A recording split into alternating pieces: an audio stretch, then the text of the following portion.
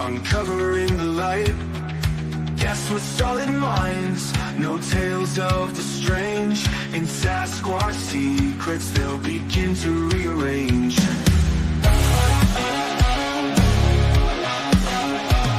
Truth's the vibe, we're on a quest. Look beyond the trees, what do you see? Factual stories redefining history. No myths, no magic, let's break the mold.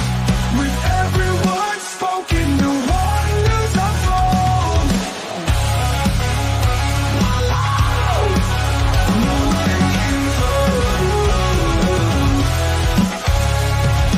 Footprints in the snow, not just a myth.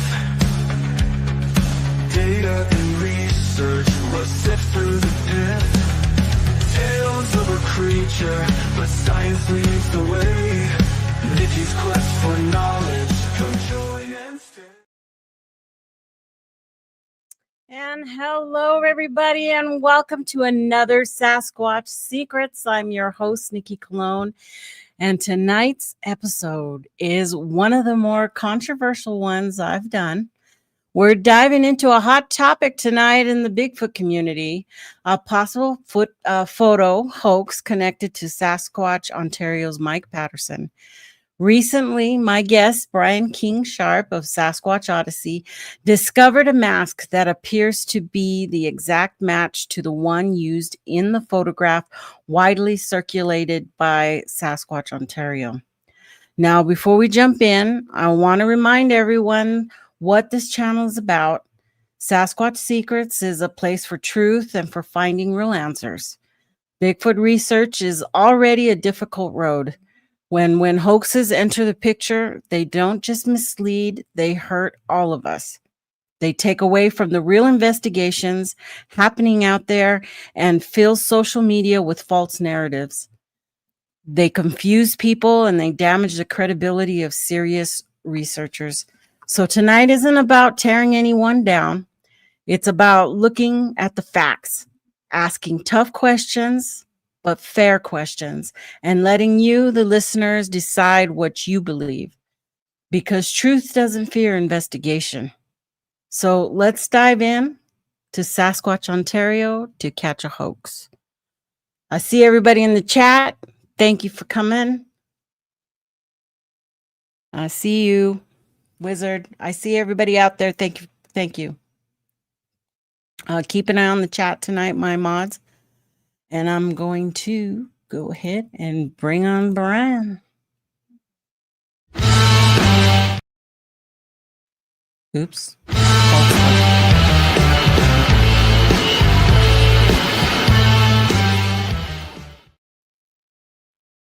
Hey, Brian, welcome to the show. Hey, Nikki, how are you? Hello, everybody in the chat. It is good to be here. It is good to have you on again. It's been a little while, and we've got a really interesting topic today. It's been all over social media about the mask, the CGI mask, the AI mask. No, it's there. We should have put together a song for Neff so he could have an entrance song for everybody. Oh, you know what? It's actually bigger than I thought it was, though. You know, you holding it in your hands, it's pretty big. Yeah, it is. I actually have this big antique lamp that sits on my desk that has a huge piece of glass over it, and that's what I've used for the photos, and I just leave it sitting here in my studio so I can see Neff, and he watches me work every day. So that's great. So let's get into how you came about finding the mask or getting a hold of the mask. What was the initial, I heard it was the Reddit. You were reading on a Reddit site and came across it. Yeah, it really started the journey for finding the mask started when the hoax began a couple of years ago, when Mike put these ridiculous images out there and claimed that it was the face of Sasquatch, the face of Nefertia. I immediately started looking for the mask. I was deep into it. 4 or 5 days, I devoted quite a bit of time to looking for something that was close, right? And I got very close multiple times, but there was no smoking gun. There was no exact match. These are the photos that you have up for everybody to see now. Those are the originals. The one on the bottom is me where I lightened the contrast. It took about 4 seconds to figure out this is definitely a mask, right? Yeah, so and everybody did that. That was everybody's first instinct, was just lighten it up and see what was behind that blackness. And oh my gosh, it really told a lot. And aside from it looking like a total setup, with the towel there and then that black cloth, it was crazy. It looked fake from the beginning to me. And I think the search for that mask went out wide. I think everybody was on the hunt for that mask. I bet somebody in a cubicle at Google was like, holy shit, what's happening now? Because everybody was looking for the mask, right? Including me. Couldn't find anything that was 100%. So I just let it go. I let it fall from the wayside, got busy. Life goes on, right? But I wanted to find it so bad because I so wanted. It's very rare that we have the opportunity that was presented here. Mike talked about it in the initial video when he released these photographs to the world and claimed that they were the face of a Sasquatch. He challenges people in the video. He says, hey, I know that some of you guys are going to think this is a mask, but I guarantee you're never going to find it because it's not. It's the face of a Bigfoot, right? I remember that. Wrong. Number one, when does anybody present anything as evidence and say, I know you're going to think this is fake, but it's not? Most people don't say that, right? When I cast prints and I put cast out there for people to see, feel, touch, examine, scan, whatever, I have never once said, hey, I cast these on my property, and you'll never find the stompers that I used because that's not what I did here. This is real, right? Who says that? But that's what he said. And fortunately for us in the community that cared about the subject like I do, somebody was able to find it. Your local gay cryptid, I don't know who that is, but that is the account on Reddit who found this mask that had a link to a Facebook marketplace listing where they were selling this. And I think there was 2 or 3 other masks that were unrelated to this one. And as soon as I saw the image, I said, ding, ding, ding, ding, ding, ding, ding. That is it. I have studied this photograph that you have up now, these photos, multiple times, lightened the contrast, zoomed in. What immediately stood out to me was these ridges that you can see in the forehead that kind of come down in a W or a V shape. Right. That was very distinctive. The brow ridge with the almost, again, a W shape in the brow between the eyes. Right. And the nose is very distinctive. It's very almost triangular. And then those teeth. Man, those pearly white teeth that Nefertia uses crest. Yeah. Strips. Oh. So I immediately said, that's the mask. Hands down, gotta have it. So I messaged the person selling it up in Ontario, Canada, very close to where Mike, or so I've been told, very close to where Mike and Dwayne perpetrate their hoaxes. And I'm assuming they live in that area. I messaged the girlfriend, responds back. She says, hey, my boyfriend's dealing with that. He's out of town for work for 2 weeks. We're not shipping the mask. You got to pick it up locally in Ontario, Canada. And they wanted like $4 US for the mask. And I was like, damn, do I spend $4 and then spend $2,000 flying round trip to make this journey up? And I was literally considering it. But she said, hey, when my boyfriend gets back, he'll be back in a week or so. Here's his profile. You can send him a message. So he and I started messaging. And he's like, hey, man, you make it worth my while. You sweeten the deal a little bit. I'll ship it to you. No problem. So I think $60 for shipping later and another $100+ for him to make it worth his while. I come home from a trip. I think I went to speak down in Florida, and Neff was waiting in my office. He didn't look like that. There was you can see the original photos. I'm sure. I don't know if you have the original photo, Nikki, that people would see. You can certainly see it on our website. There's your original. There you go. There's what it looked like when I got home, right? So it's very different from what we see, obviously, in Mike's photographs and then the ones that I've recreated and obviously what's sitting on my desk here. I had to try to find a way to paint this and turn it black. Right. I used shoe polish. I used a couple of different types of paint. Nothing was really working. So I was sitting here at the desk and I was signing some books to send out to some folks that had purchased some books on our website. And I had a Sharpie in my hand and I just took the mask off the desk and I started coloring a little spot on with the Sharpie. Yeah. And lo and behold,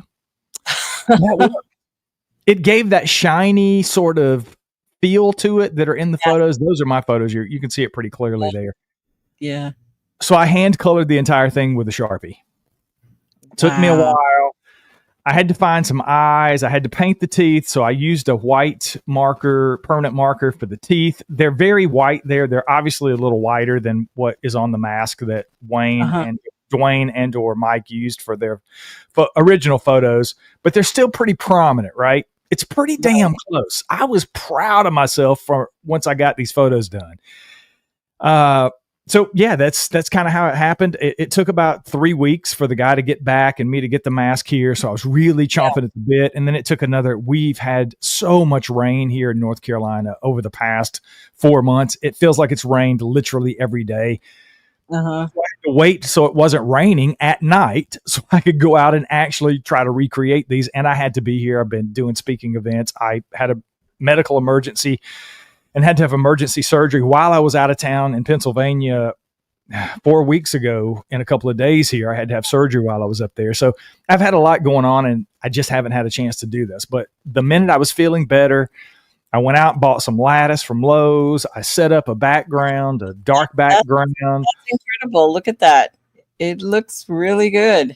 I had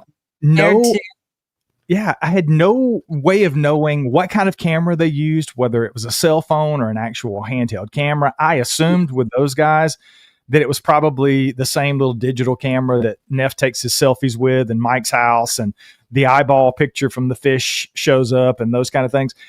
But I had an old 5S iPhone, I think, one of the little Tic Tac iPhones that I pulled out and charged up. Has no service, but the camera worked. So I tried that because I thought it was a little lower quality, which they seem to be. I ended up taking the photos that you see on the bottom there with my new iPhone 16 Pro or whatever I have. Mm-hmm. It's clearly a crisper image than you see in Mike's image. But I almost wanted that because I wanted people to see the details and then compare them and then change the contrast. And I guarantee you can get it very close to Mike's, what you see there. So yeah, it was literally a couple of month process. I looked at the receipt that I had from Lowe's and I bought the lattice, I think back at the end of July. So I just got these photos out last week. So it kind of shows you how long it took me to do it. The actual shoot only took me one night. I went out there. I took a couple of nights and I changed locations once because I wasn't happy with the way they looked. So I had to take these down to our shed because it had that piece of wood that you see there on the porch. And I just propped the lattice up under it to make it look similar to theirs. And I put something red there. The interesting thing that I found when Mike first brought these out was you see those original photos. He claims that those two photographs were taken seconds apart. That Dwayne took one photo, boom, and he took another photo just a couple of seconds later, right? Right. My first question was, if that's the case, why is that blanket, that light blanket, so much thinner, and the shovel is clearly outside of it there on the one photo on the right, and then the other image that's supposed to be a couple of seconds later, is it unfolded and the shovel is behind it? That was a big red flag for me, just in observation initially. Right. And I said, what was Neff doing? Was he folding clothes for Mike and he was in the middle of folding clothes and he had it folded differently? I'm not really sure what happened there. Right. Yeah, you can in your photo because you got the zoomed out one. I don't think I grabbed the zoomed out one to enlarge it. But yeah, you could definitely see that those had changed. You know, in the next picture. And also somebody also mentioned in the chat that he was claiming that black was his Neff's arm. Oh yeah, You know, that's what he was saying. That's why the mouth was different. That's the first thing he said, because when I found this mask, if you follow me on Facebook or you're friends with me on Facebook, it's still my profile picture. I think I'm in a Sasquatch Odyssey t-shirt with the mask on my head because I was so happy when I got it. I had to take a selfie, right? So I put it out there, and immediately when I did a post about it, Mike went on the offense. He attacked me personally. I've posted all that stuff online. He said some really horrible things to me personally. You know, I got thick skin. It really doesn't bother me. It was just sad to me. And I gave him every opportunity to come clean. I said, look, dude, I believe that Dwayne is hoaxing you. Dwayne took these photographs. Dwayne's admitted on video in his own voice that he's the voice of Neff, that's all a hoax. If you would just come clean, you may be able to buy yourself a little bit of inroads with the community to say, you know, guys, I was hoaxed. I'm a victim here. But he refused. He doubled down. He called me some really horrible names and tried to make me feel really bad. Unfortunately for him, I have pretty thick skin and it really doesn't bother me. But all it did was show his character. It just showed the kind of person that he is. And it just really made him look even sadder than he already did. But that sort of convinced me. There's still a little twinge. I was telling you before we went live. There's still something nibbling in the back of my head that says either it began that way or in some way he's still being possibly dragged along in this hoax. I don't know, but he's clearly complicit at this point. He's got to know. Anybody can look at these photographs and know that that's not real, that it's clearly a mask. I mean, look at the hairline. I mean, it's identical. It's literally identical. And there's a reason that this mask came out of Canada, just miles away from where he lives. I haven't found one of these at Party City here in America, in North Carolina, where I live. It's probably something, there's no kind of marker inside to say the manufacturer, so there's no way to track that down. I looked, I tried, I asked the guy who sold it. He initially told me he had 2 masks that are identical to this because his girlfriend's dad is the one who actually he got them from. She had 2 brothers that were relatively the same age and or twins, and this was their Halloween costume several years ago. That's why he has 2 of these masks. I was trying to get the other one from him because I wanted one that was unaltered. Yeah. I knew I was going to have to alter this one, so I wanted the one in its original condition. Unfortunately, he reached out to me after we started having those conversations and said that he and his girlfriend broke up and she threw the mask away or he didn't have access to it, and unfortunately I couldn't get it. So fortunately, I got this one when I did, because I don't think this would have ever got done had I not got that from him, because I don't know how many of these masks exist. I mean, how many old Halloween masks do you have laying around from 5 or 10 years ago? Probably not many. So I think it was just a stroke of genius that whoever this person on Reddit was that actually found the mask, did the post. I stay off of Reddit. I think it's the bunghole of social media. I don't spend a whole lot of time there, but I get the notifications. So I clicked on it because it was Mike Paterson, obviously, or referencing his photograph. So yeah, that's kind of how it came to be. And that's where we are. And I have not heard from Mike. After he said all the horrible things he said privately on Facebook, he blocked me, and I haven't heard anything from him since. I figured there would be another attack, but he did make the one video like 3 or 4 weeks ago and said, you know, he was addressing the mask thing for the last time because it was completely bogus and that it had been created by AI. It wasn't real. So I don't know that he'll ever address this. I really don't.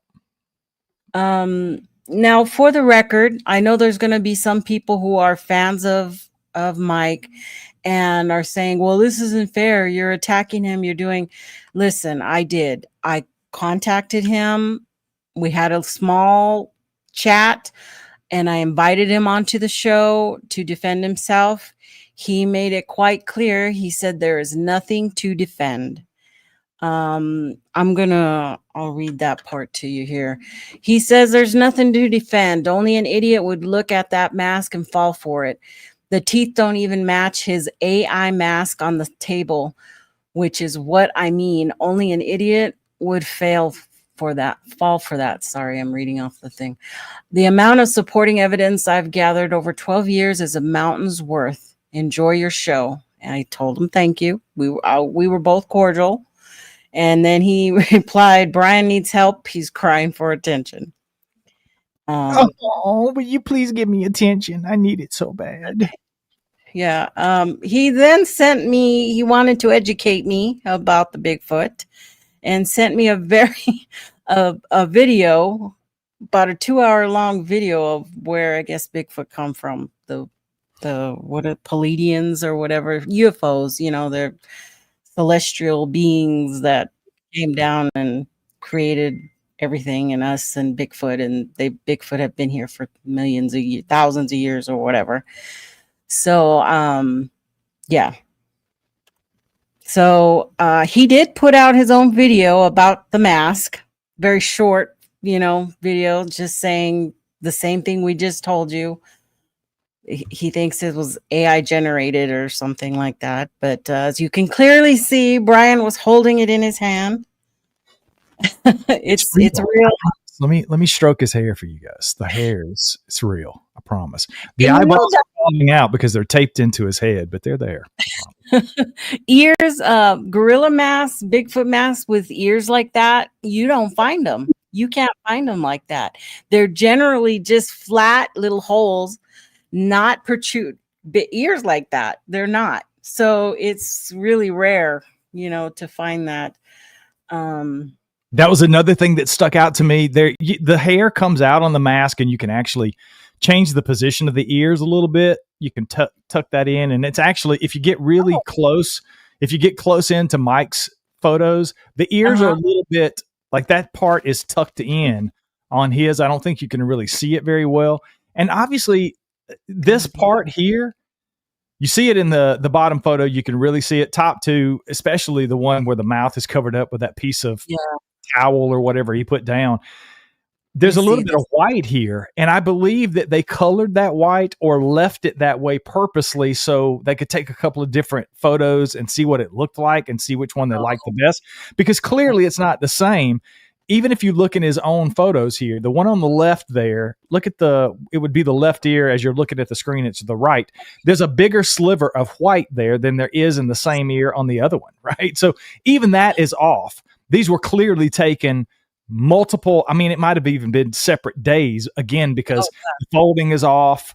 The shovel is behind whatever that material is in the front there in one of the photos. So there's no telling what they went through to do it. I didn't fit. People ask me, are you going to address the white part of the ear? No, I'm not going to color the mask even more and take more photos. If you need that much convincing, I'm not talking to the right person. So right. You won't be convinced. Yeah. Also, our friend, the Lazy Cowboy, Ed, had done a short video of the what do you call it? Oh gosh. Let me see if I can get it up here. Where he morphed it, from being overlay. He did an overlay for you. And of the two masks, and I'll bring that up now. Let me just. Todd Gatewood actually did a pretty decent overlay as well. I thought was pretty powerful that he posted on the social media after I did my post, which I thought was interesting. Oh boy.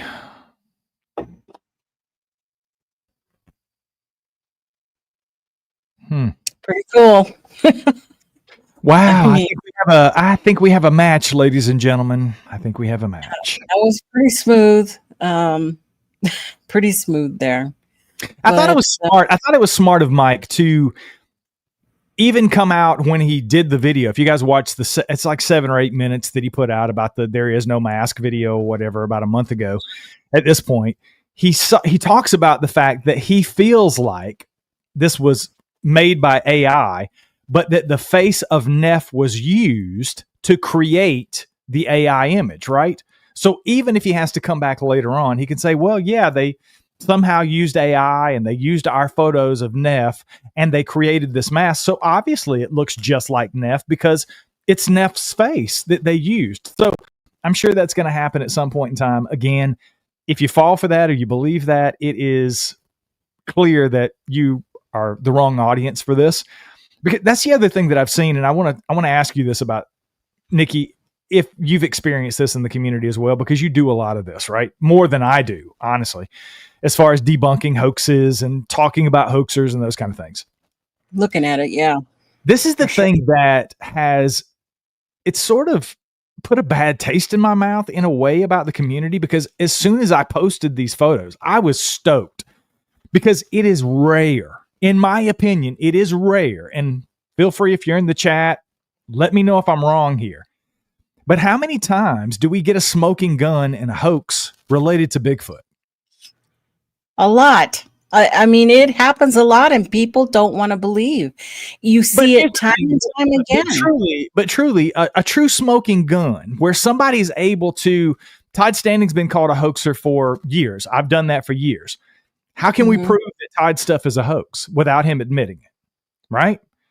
It was the same thing, the same challenge for me and Mike.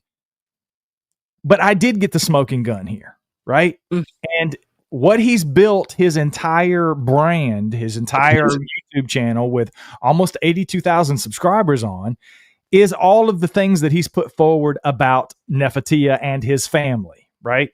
All of these things that he's claimed as far as experiences that are only him and Dwayne present when they happen, are only him. So you can't prove that.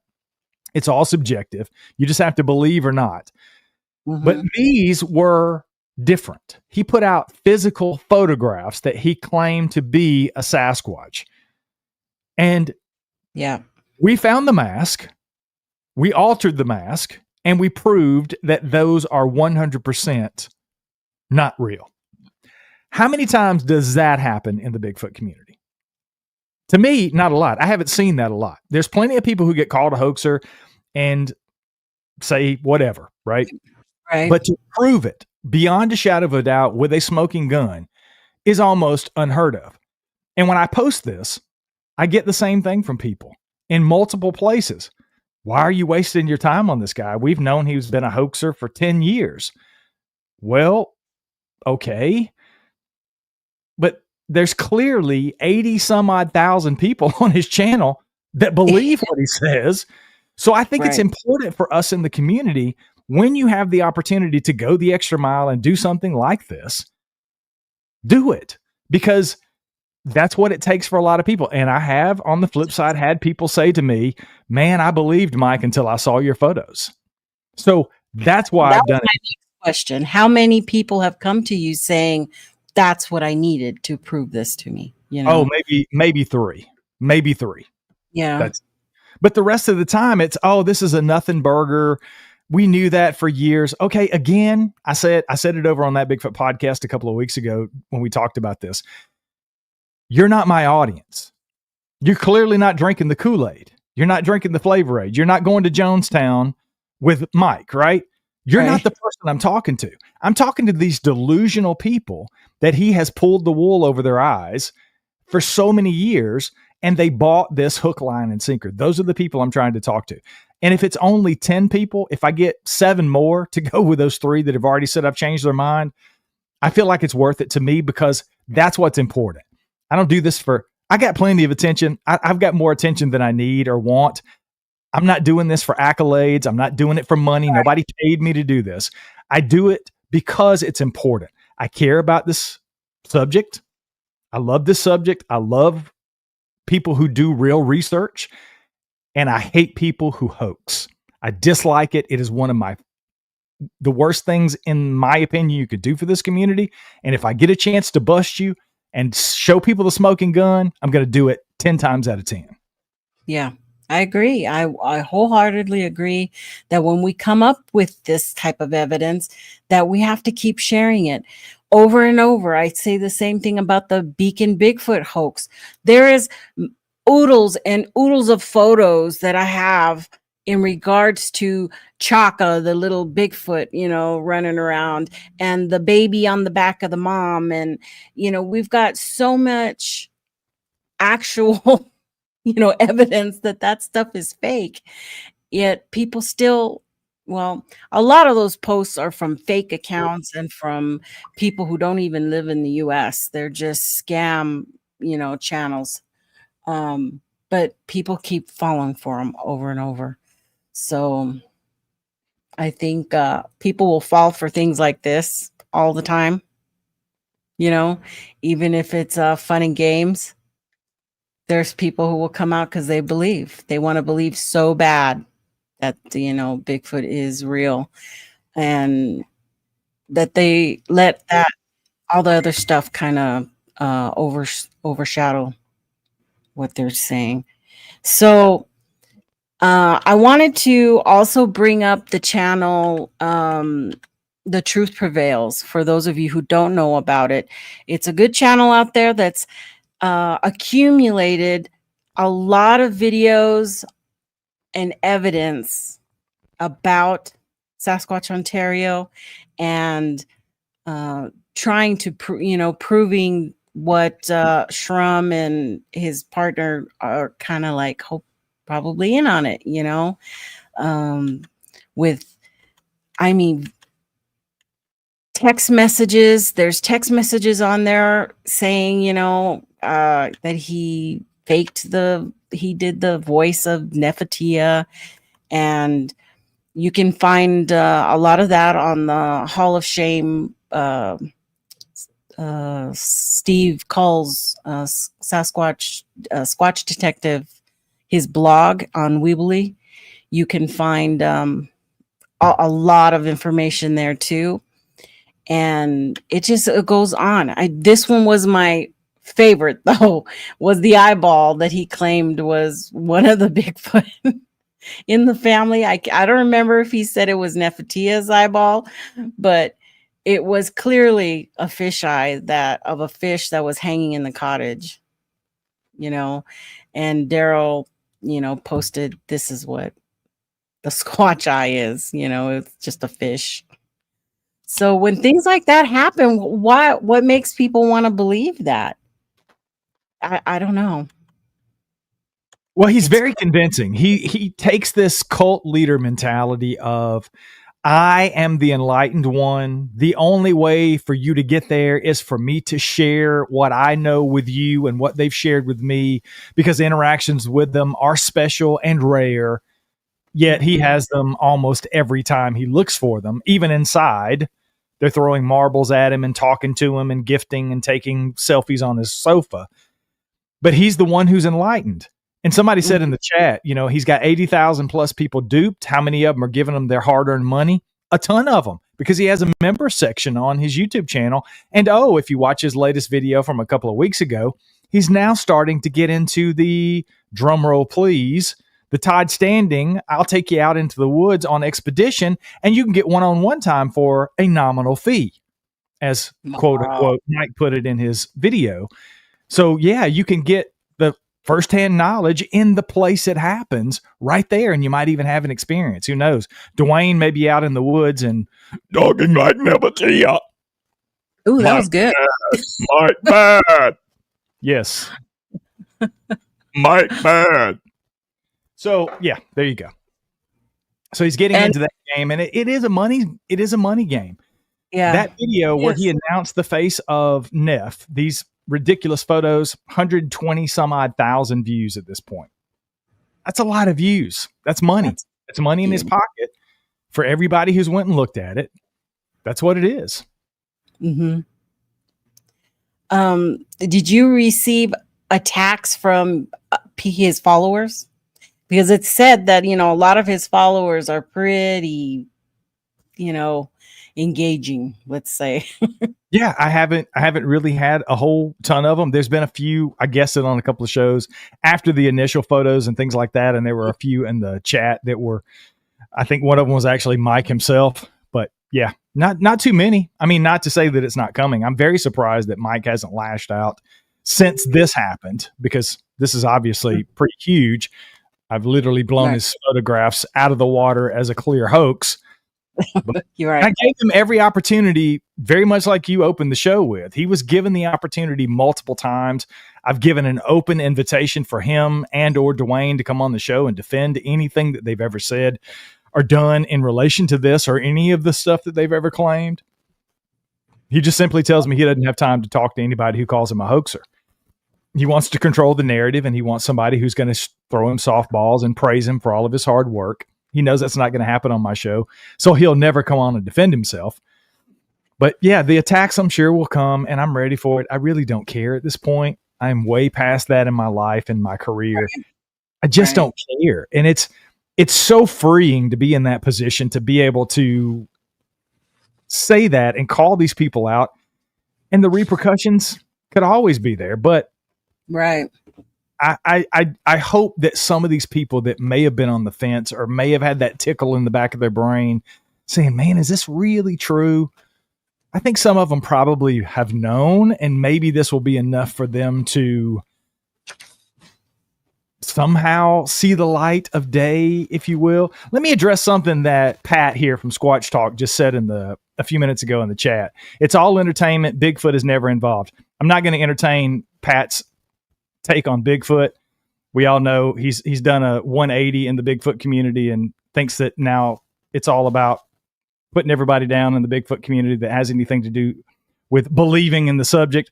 I've seen them 3 times in 2 days. So Bigfoot is involved in certain cases, Pat. It's not all entertainment. And I've made no qualms about being part of the entertainment part. I think, Nikki, you've actually done shows about me being a part of the entertainment part of Bigfoot.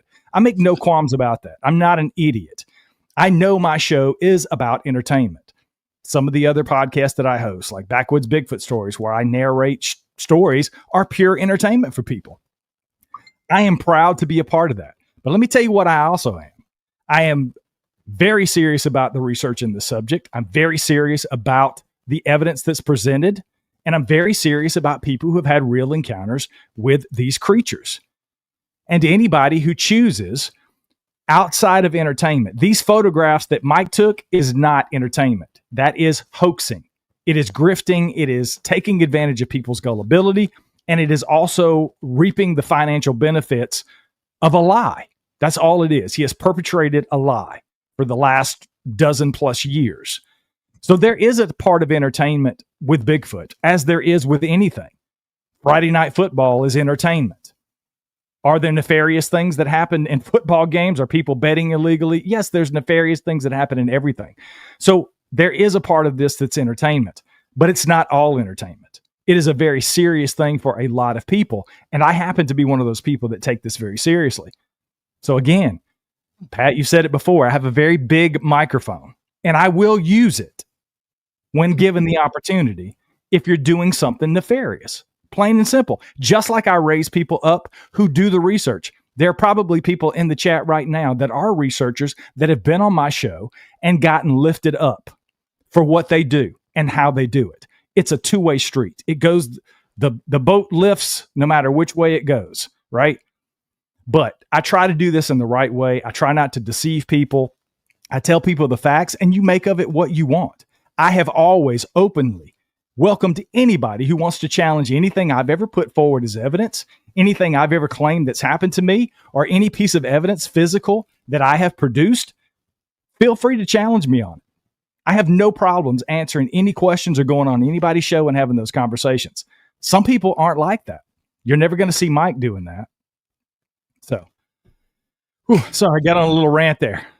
No, that was fine. How, for the bigger picture, the discovery affects credibility of, well, especially for Sasquatch Ontario, this coming out. Do you think it damaged him at all? This coming out?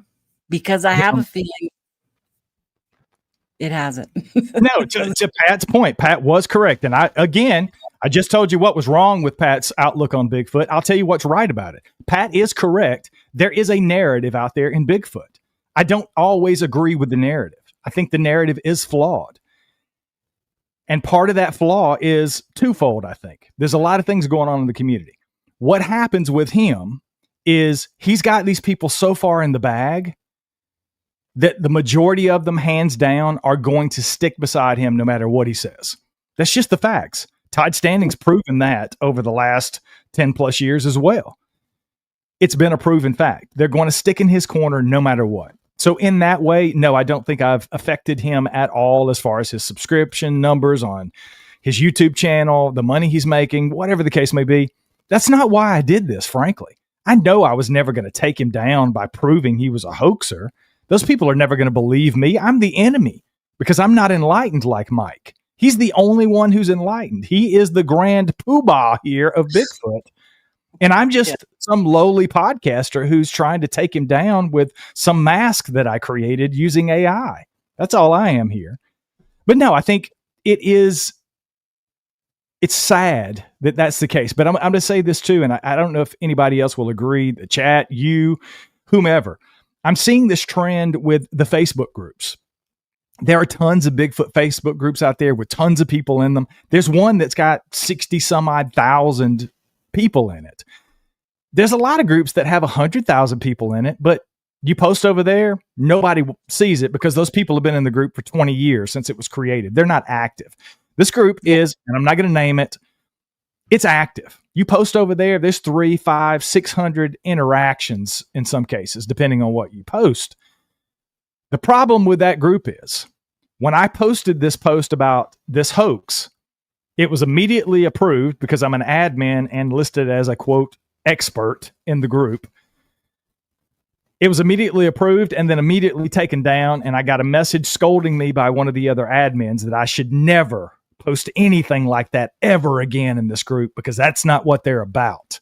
And then the person who actually created the group years ago sent me a private message and said, hey, I get what you're doing here. It's just not that kind of group.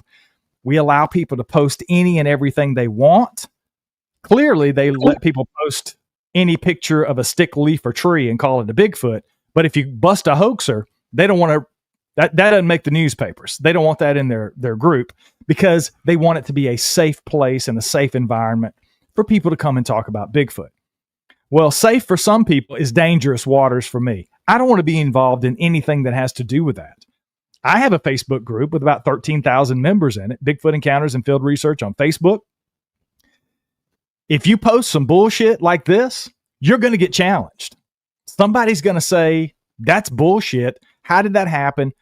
They're going to call you out because that's healthy discourse. That is healthy conversation. It's opening. It opens people up to ask questions. You should be able to defend what you post. If you make extraordinary claims, put the extraordinary evidence out there and let people make their decisions. But these groups they don't allow laughing emojis. If you post a laughing emoji on somebody's post, you get kicked out. Yeah. It's ridiculous. It is the most ridiculous thing I've ever seen in my life. But it is your group. And I told him, hey, it's your group. I don't agree with it. Run it how you want. But I can tell you, Bigfoot Encounters and Field Research, that's not the kind of group that is. If you post something, it's going to be challenged. I get challenged. I've actually had to tell my admins, stop muting people and taking them out of the group because they're challenging me and my evidence. Well, he's calling you a liar. Leave the post up. Let me defend myself. Let me defend my evidence. Plain and simple. That's the kind of group I run. And if more people in the community handled their business that way, I think we would have less of these 80. Todd Stanley's got almost 140,000 subscribers on his channel. Everybody's buying it hook, line, and sinker. But if we as a community band together and said, you know what? We're going to have real discourse. If you post a dumbass picture of something that looks ridiculous, somebody should be able to say, hey, man, that doesn't look right. That doesn't look like an arm. It looks like a piece of material, some kind of fabric that you've got bunched up under this mask's mouth and calling it an arm. But we can't have that kind of discourse because it might hurt somebody's feelings. Well, sorry. I guess I hurt Mike's feelings. Sorry, not sorry. It was a reach. I think it was a reach, but it's almost like mental, it's they're have a veil over them already and they're blindly following him. So I don't know if it's not being scared to say something, they just won't.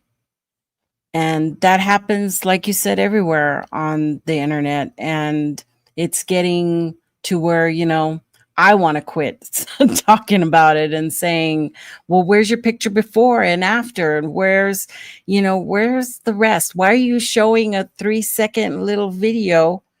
What happened to the rest? There's more to the story, and we should know what the rest of the story is. and that's not happening. And the more you go to these channels on social media that are like that and support them, it's going to continue, you know. And I don't know what else to say, you know, leave the channels, go to channels that are more reputable and let you talk and let you ask questions. Remember, that's what we're trying to do. We're just trying to ask questions about this amazing thing that's happening with this creature out there that I know many people who have seen this creature and who I feel are credible. And that's why I believe.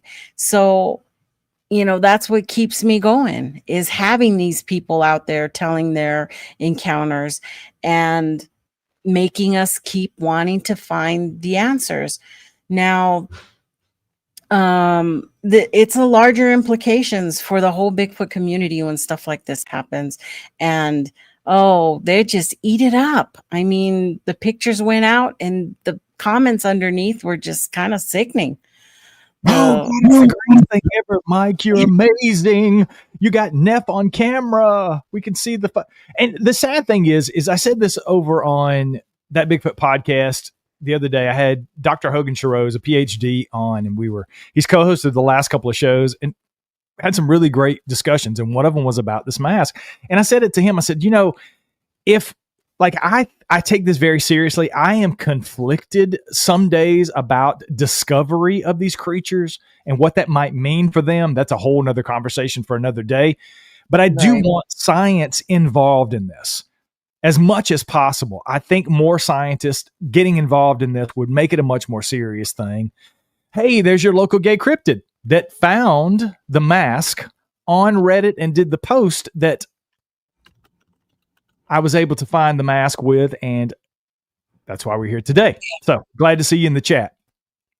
So I said to him the other day, you know, what's sad to me is if you just take Mike Paterson, if you just took his body of work, we'll call it, and I'm using that term loosely, of the audio, the videos, the footprints that are alleged, all the things that they've hoaxed, these photographs, that ridiculous eyeball photo, right?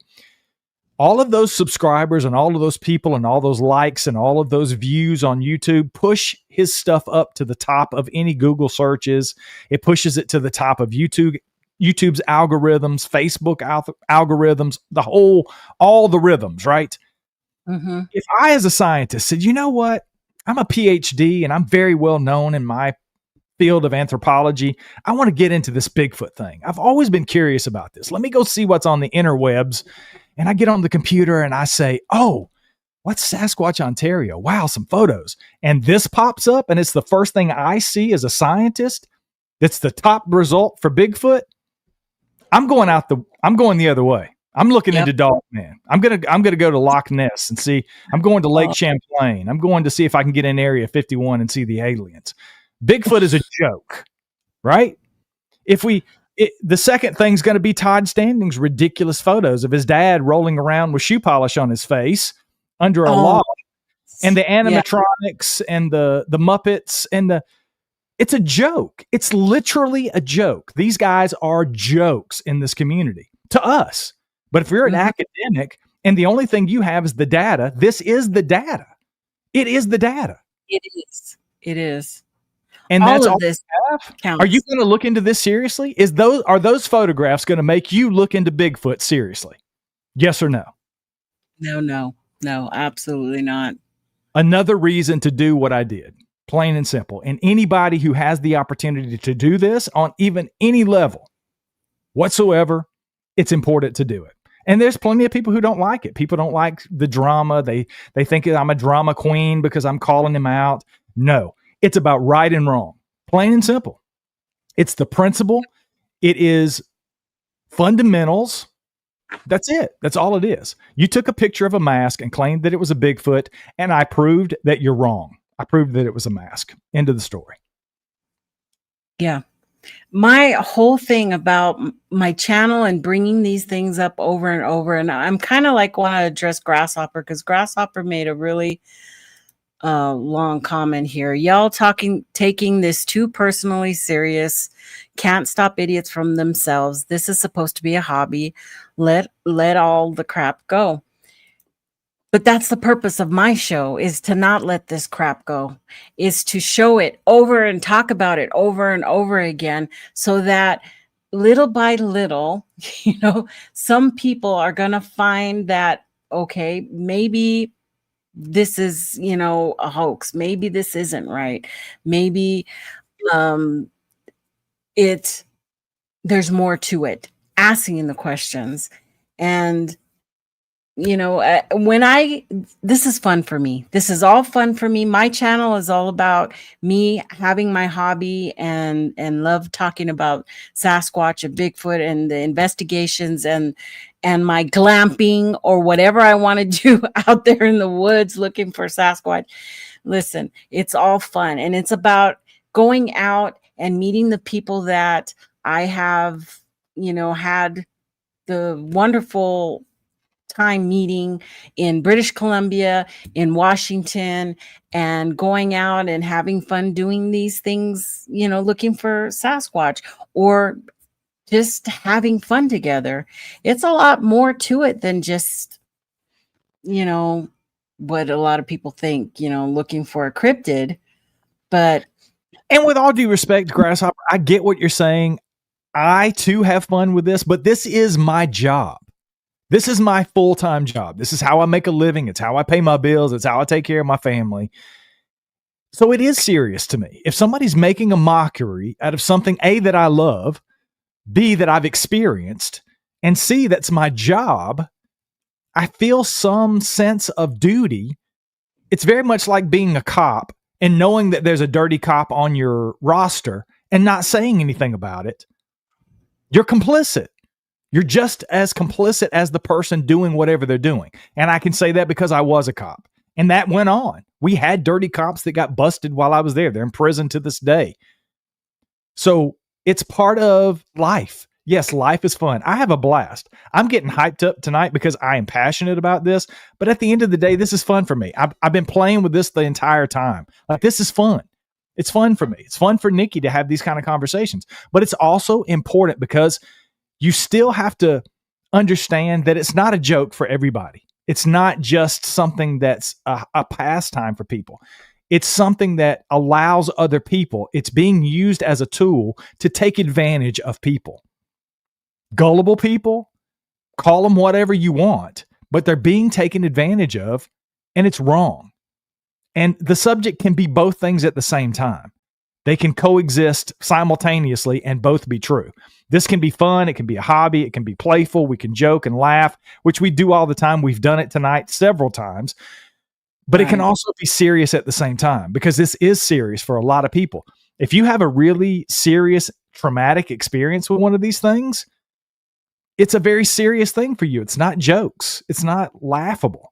And when someone's making fun of other people by perpetuating these hoaxes and then sitting back collecting money and laughing at you, that's wrong. And I'm not going to let it stand while I'm here and have a microphone to speak into. Plain and simple. Right. What Mike Nation says, what researcher do you recommend? I don't recommend anybody. I can tell you there's a few that I know personally that I think do great work. I think Shane Carpenter at the 400, one great solid researcher that I've spent time with in the field that does a great job. The folks at the Olympic Project doing a great job. So I think you just have to do your own research.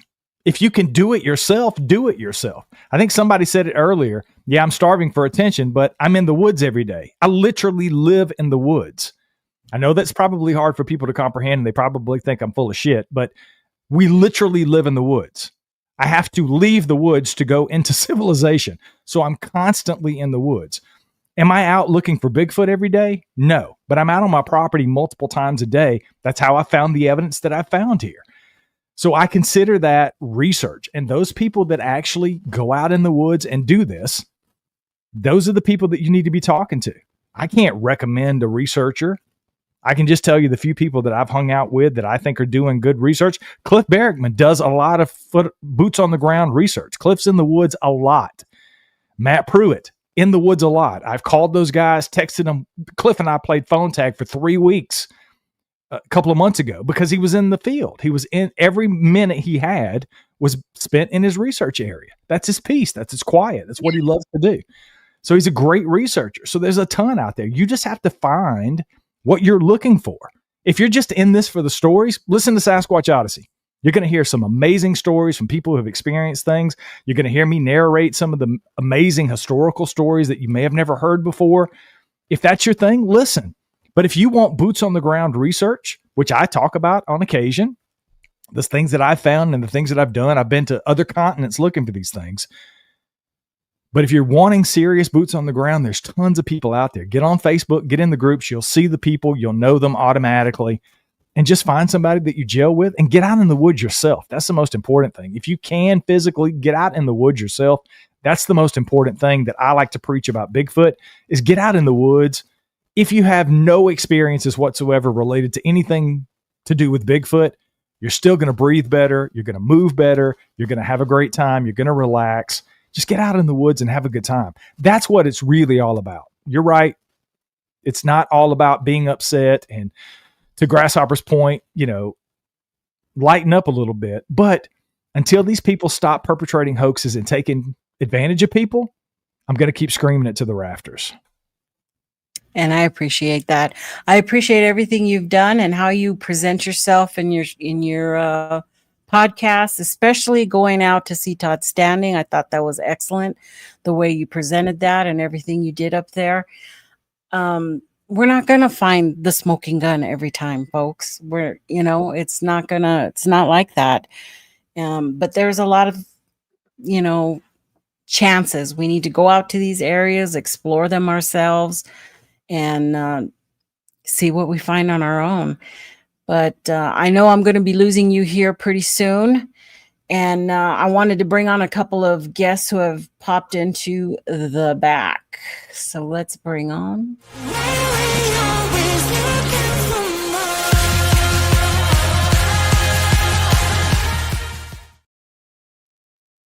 Hey, Tate, you there? I am here. Can you hear me? Yep, I can hear you. How you doing? Oh, I am chilling in the one place that makes me happy while I'm in Florida, the hot tub. You're the hot tub. Yeah, of course. I should have known. Whenever his face isn't on there, that's where he is. I'm going to bring on Ron's here in the back too. So let's bring Ron on.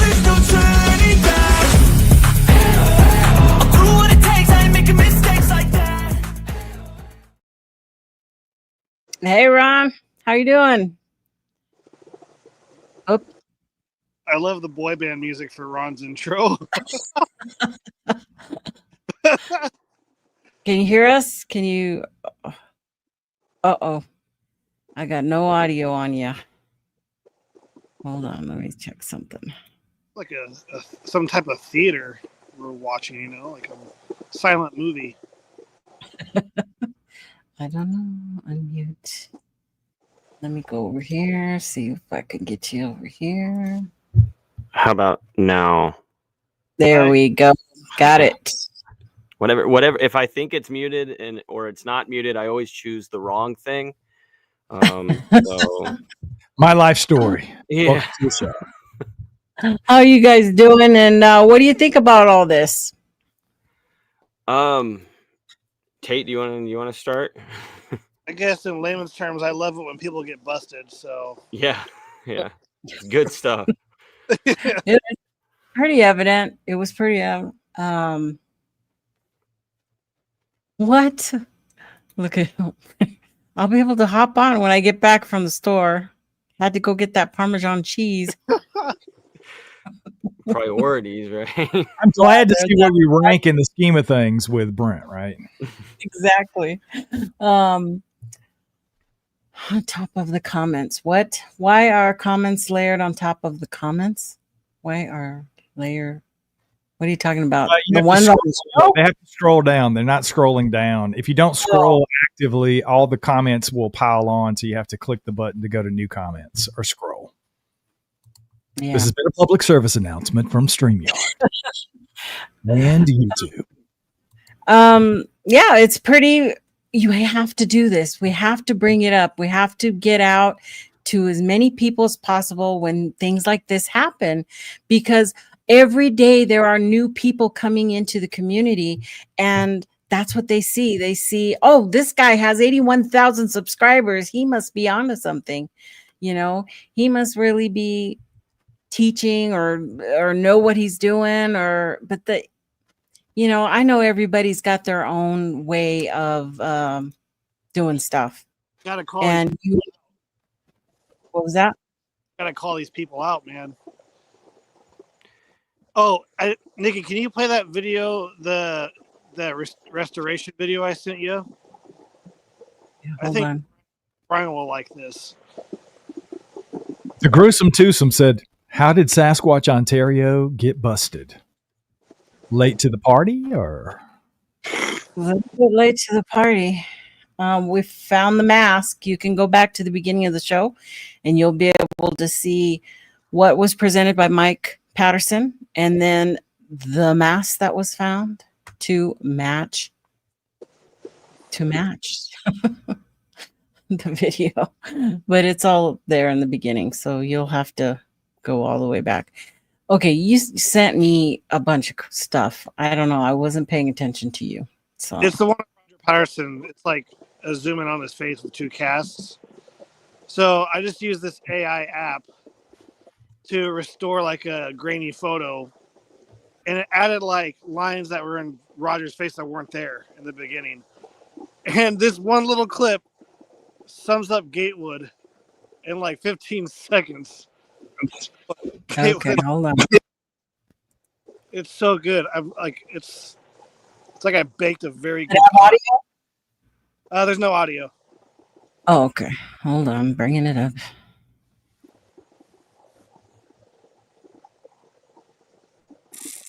Oops. Okay.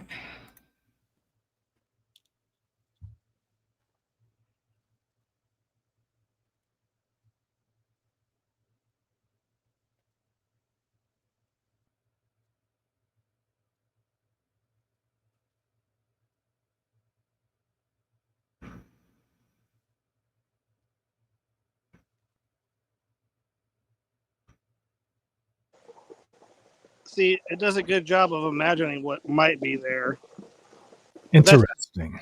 That's just basically what Todd Gate was doing with AI, claiming he's restoring it with different programs and using words to jump around what AI actually is.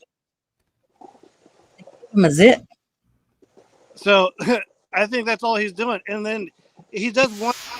So if this was a video, this would be one frame out of probably who knows how many. So basically, he's just doing this one frame at a time until he gets the restoration he thinks is good,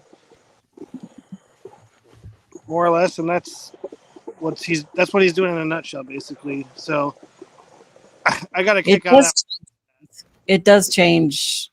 It's creating it. It's the computer creating that image, because you can obviously see the changes. Getting crow's feet and it's putting stuff in. Brian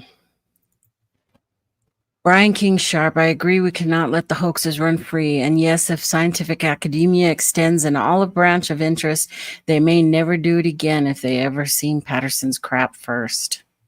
Very well said, my friend. I concur. Yeah.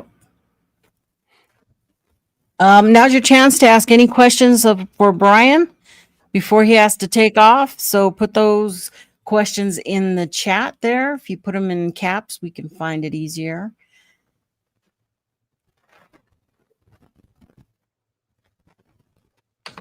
What do you think about Ron, the impact on the community? Well, just make sure audio's still good, right? I'm always double, triple checking.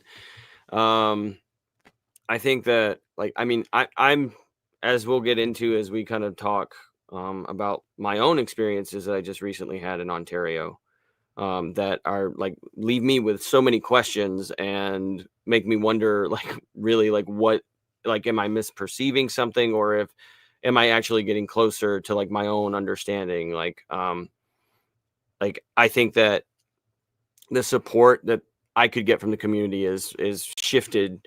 Everyone's primary attention is shifted away from me, and it's difficult for me to, like, I'm a person of the field, and that's where I really shine, because that's where I put all my hours trying to learn ecosystems and relationships and where they will be. And when I focus and hyper focus on being at the right place at the right time with the right equipment, and then no one ever even engages with it, because I'm not like a big social media persona or something like that.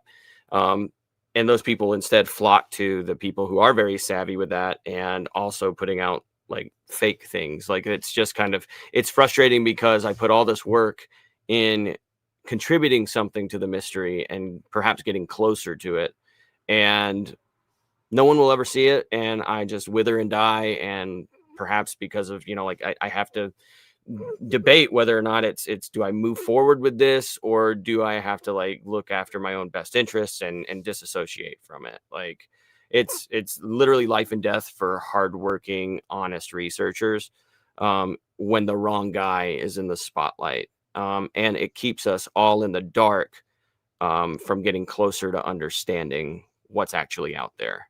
Well, you and I, so we go back and forth, Tate and I, we just like we're for hours.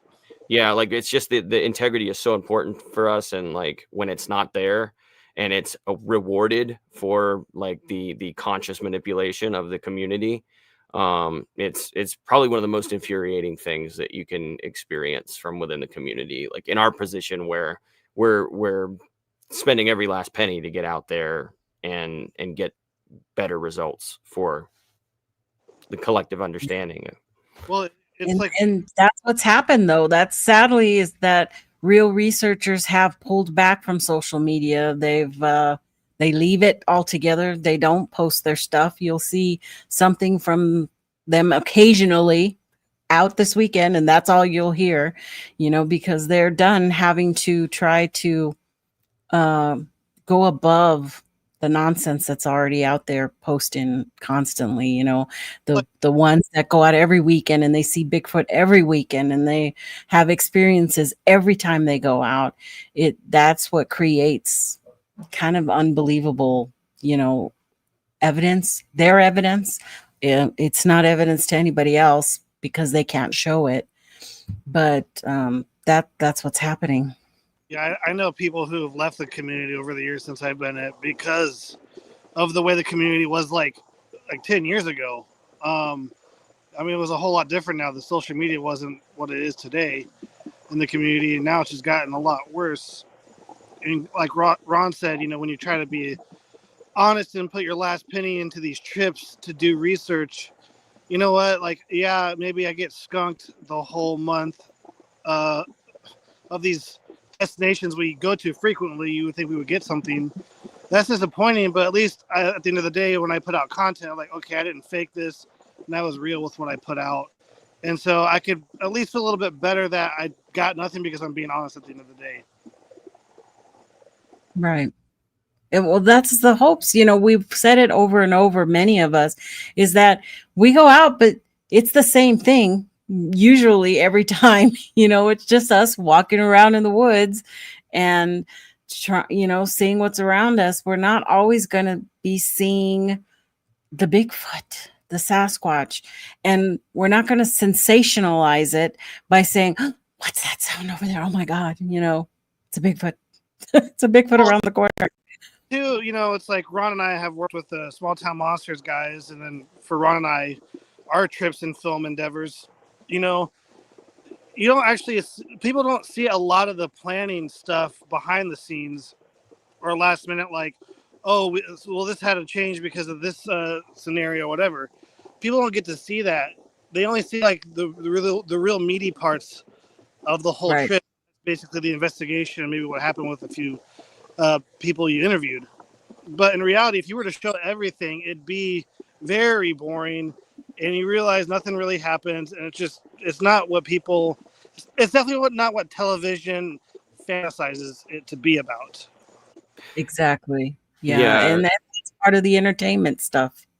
Yeah, it's definitely when you're out there, it's like it's hard work. I put the same level of effort into it as I do like my everyday job, and I'm sweating and I'm sore, and it's an exhausting experience to just go and meticulously deploy the audio, deploy the cameras, hoping that something will happen. Even a deer is great luck if you get something on a trail camera at all for the limited time you might be out there. And Right. like there's just a lot of effort. It's one of those things like it's. First of all, I'll say it's my dad's birthday, so happy birthday, Yeah. Papa Reed. He's 70. But he used to tell me, he's like, oh, well, now you got some vacation. You're gonna go out and do your Bigfoot fun time, or not quite like that, but he would call it a vacation, and I'm like, not really. It's I'm gonna be equally as stressed, but maybe enjoy the setting a little bit more. At least I'll have views, but it's work, and yeah, and for sometimes to not even get the results you're wanting, it's a big psychological, like keeping yourself motivated and not to get beat up just because you didn't do what the collective society has also failed to do. So it's all about putting things in reference and coming to terms with things amidst this giant effort that we undertake whenever we go out. Right. It is work, even for the layperson. For me, it takes me 3 days to pack my gear and to go through everything, make sure you have everything. And that's no fun. And it's no fun coming back home, putting it all away and cleaning it all up and stuff. Not to mention people who like drive clear across the country, like Ron and I, we're using our own personal cars with the money that we make, and we're taking time off work. And you're talking on 4 or 5 days of driving, something can go wrong with your car. So, and then you'd be out of car, and yeah, we're not making any money. Even if we're putting out content as equal as the people who are claiming they're making or seeing Bigfoot, we're not making that much money. We're everyday Joe.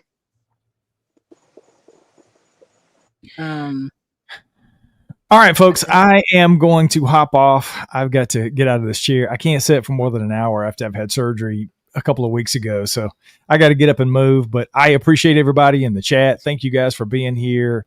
Share it far and wide. Let everybody know in all those Facebook groups that it is a mask, folks.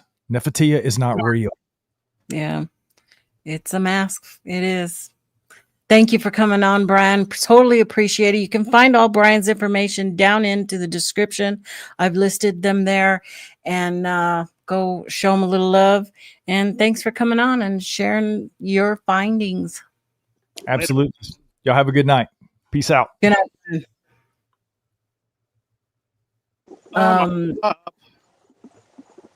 What? I'm just letting Ron know I'm on top and he's on the bottom. Oh, I think this has been something we always talk about anyway, is that the real research doesn't get its accolades, not like, the big, channels out there that do see the Bigfoot all the time. But what's amazing is that when some of the true researchers or investigators, I think a lot of us like to be called investigators instead of researchers, but is that when we go out there, we don't see anything. We don't find anything.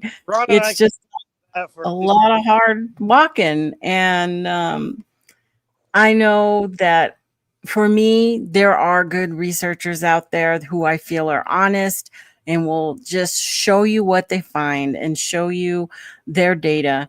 And that's Sasquatch Wizard Adirondacks, Finding the Trackway. They're both on the East Coast. You've got, we had Brent. We'll see if anything comes from his trots out in the woods anymore. But we have both of you guys who have shown nothing but integrity in what you show.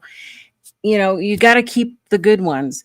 I used to always love John Redchun back in the day. He had great videos. He just showed what he finds. and he doesn't post anymore. Every now and then he'll post something, but he's still out there.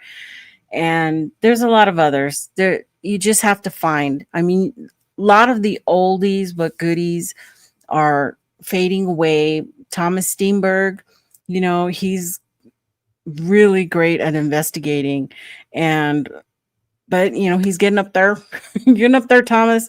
So, some of these, I'm sure this last trek, if Brent jumps on, he can say, I'm sure it was kind of tedious. Well, you were there, Tate, on Thomas trying to get down to the film site.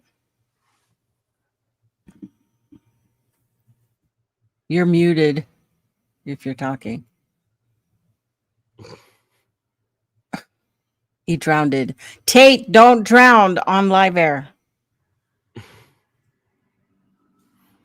Silly. Anyway, 20 years and people still fighting. Mike, he lives in people's heads and wins every time. Yeah, he will. And I'll still probably be around. The comments are still covering the comments. I think you need to restart your computer because I see everything just fine on both the live feed and on StreamYard. So I think it's a your whatever you're watching on issue. Is anybody else having any issues like that? His phone fell in the hot tub. Probably. Now he's gonna be stuck on here forever.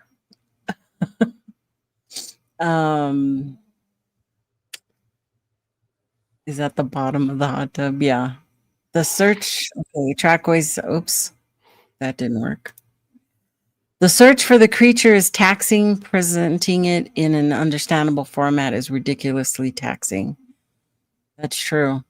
Well, you have 100 things, 100 audios, videos, everything. You record so much. You have a shit ton of data.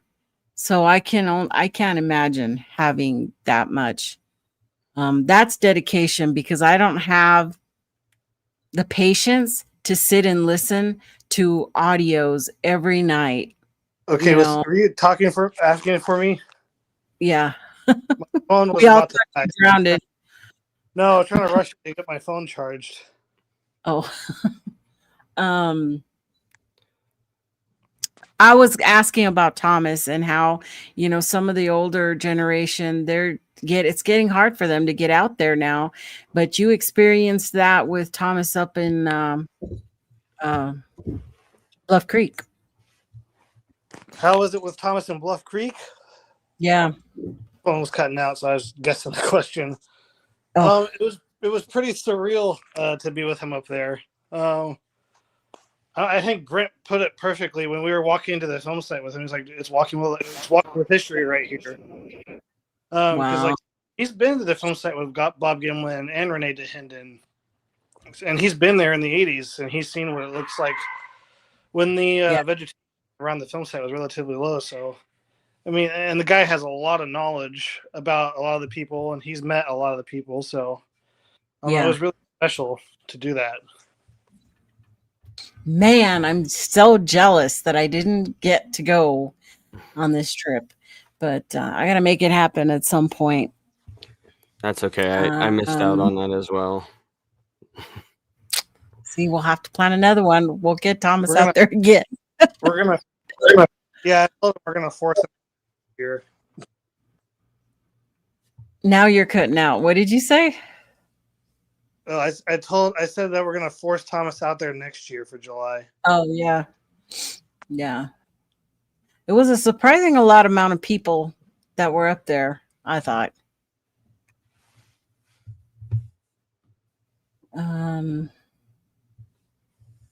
We got 99 problems and Bigfoot ain't one of them. Right. That's true.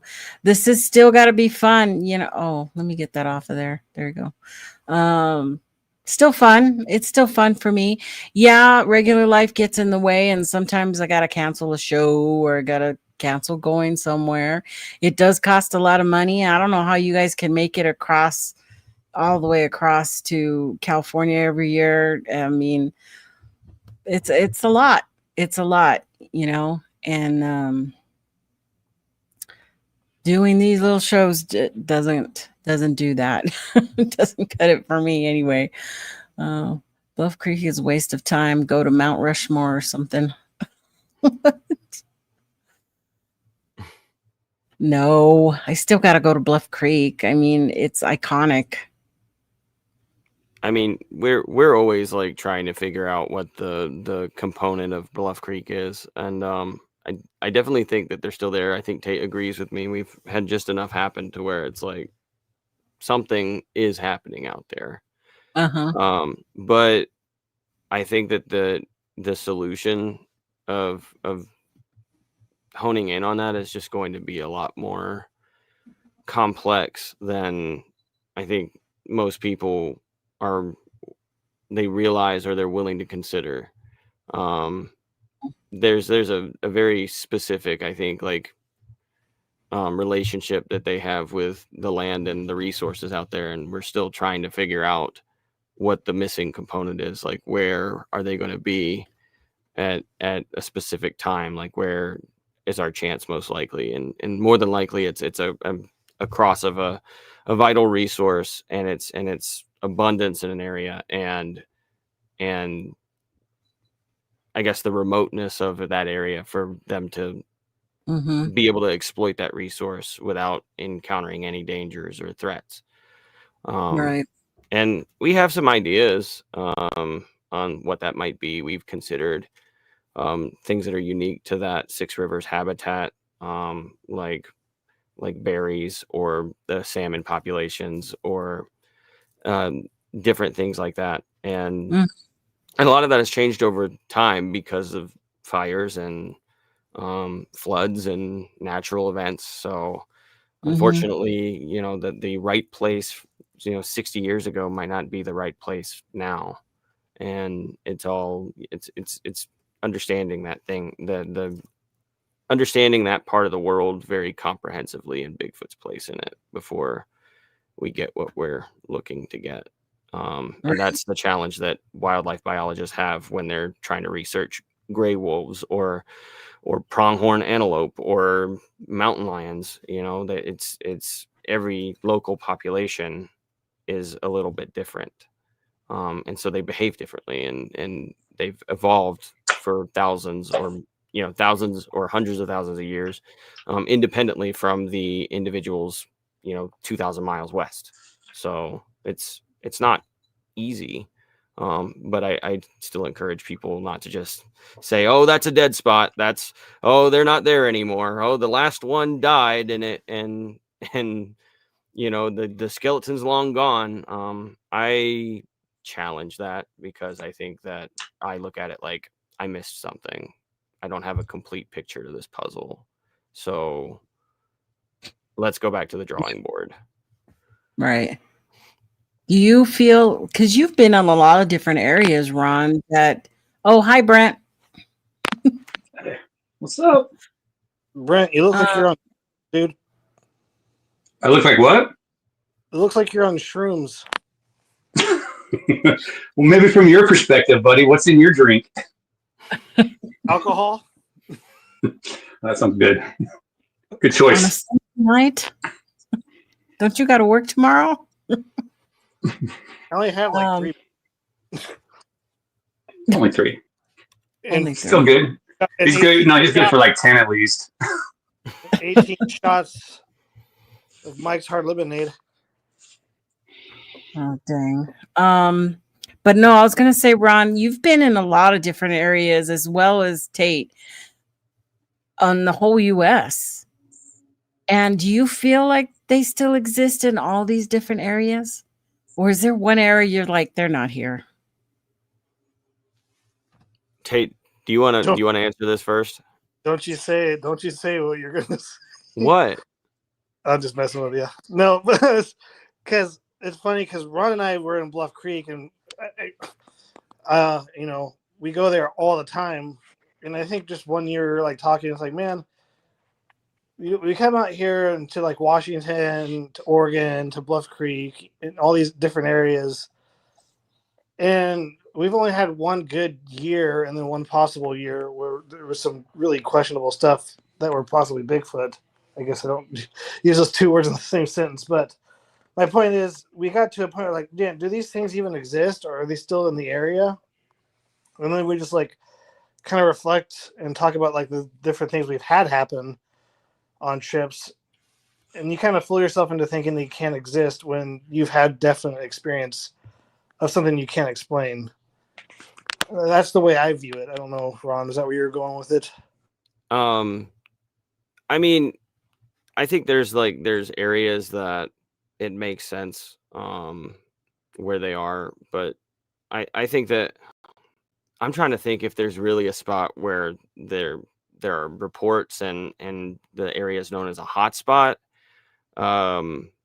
And but I'm like somewhat skeptical of it. I feel like there's not so many places like that because I mean there's not an abundance of Bigfoot reports that aren't obvious hoaxes that like come from like the barren sand desert, of like no one's like really saying like that.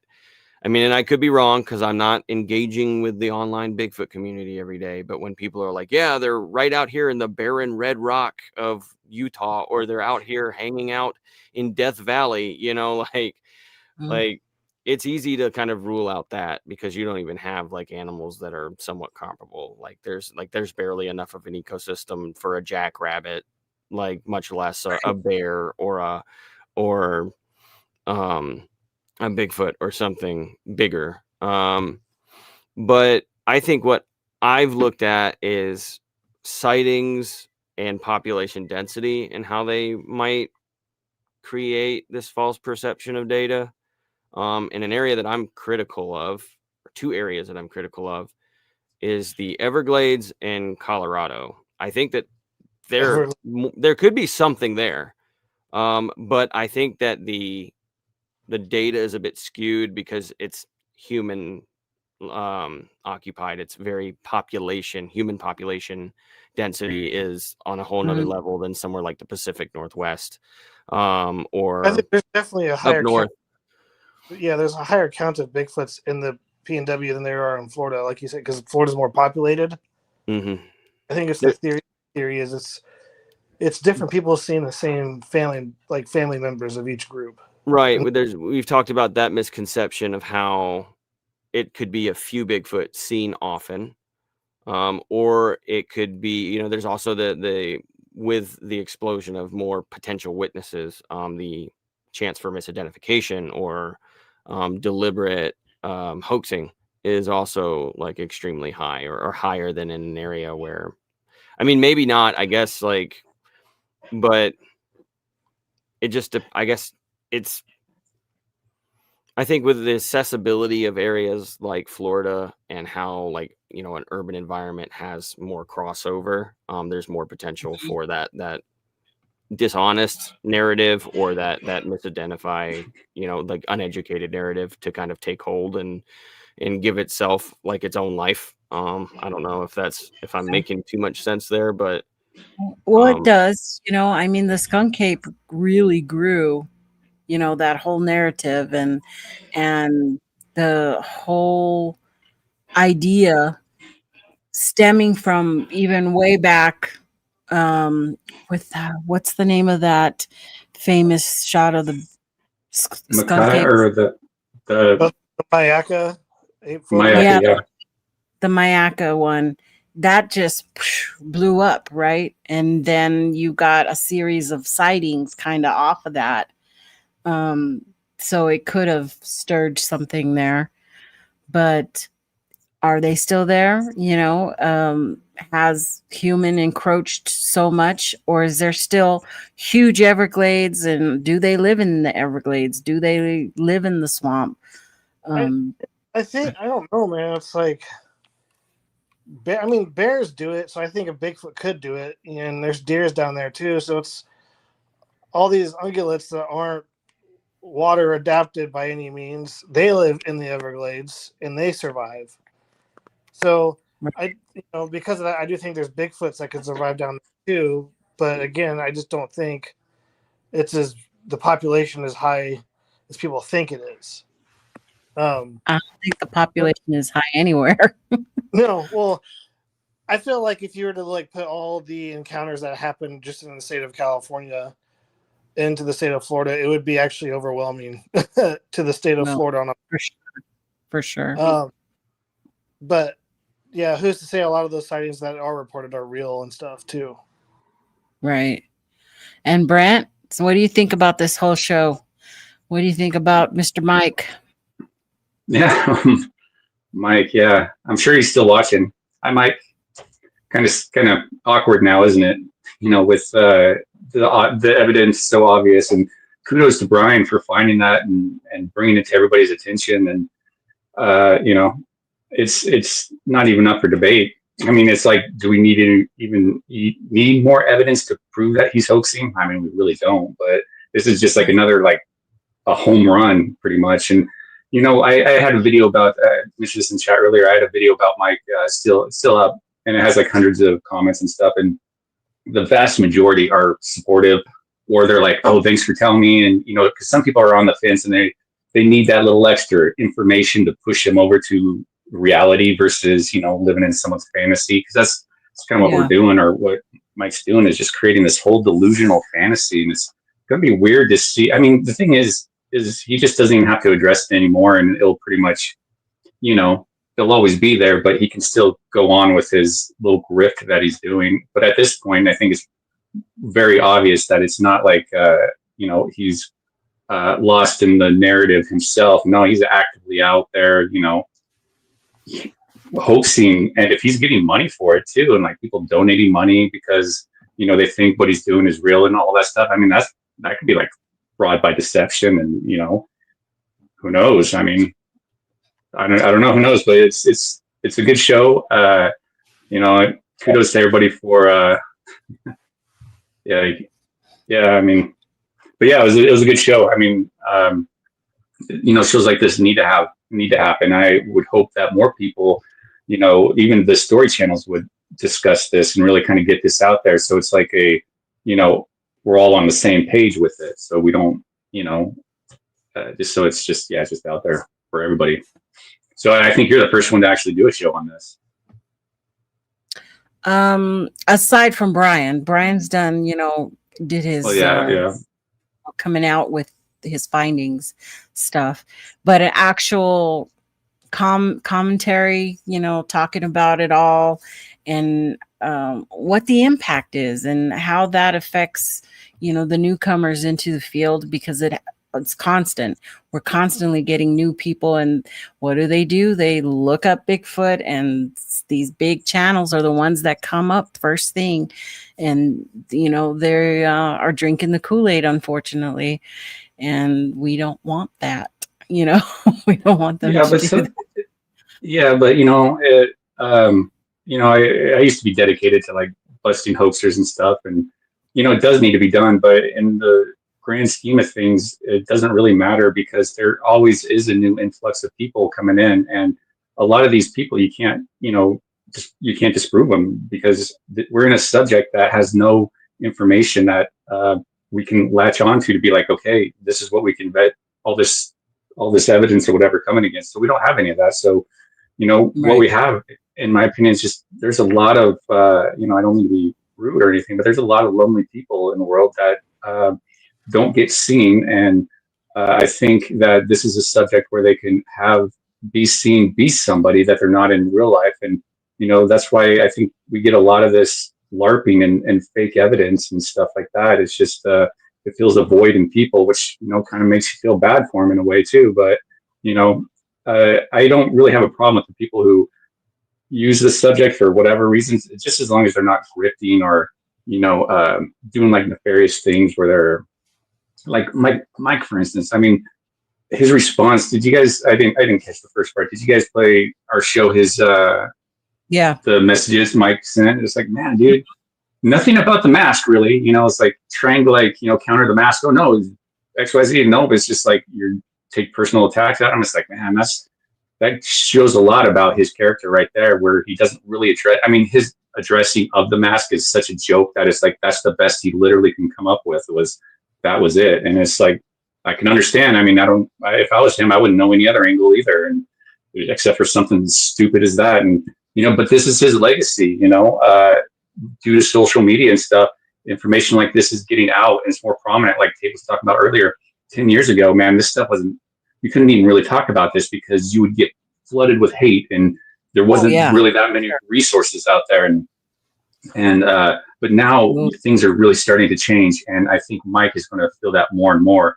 And I think he'll realize that his legacy is basically is being a grifter, a scammer, somebody that is just dishonest, that just not a very good person. And I think ultimately that's what will come down to. That's his legacy right there, and it's his own bed. He's laying in it. It's his choice. Yeah, like when you're talking about those personal attacks, that's a type of logical fallacy, like an ad hominem, right? Or hominid. Ad hominem. Yeah, hominid, yeah.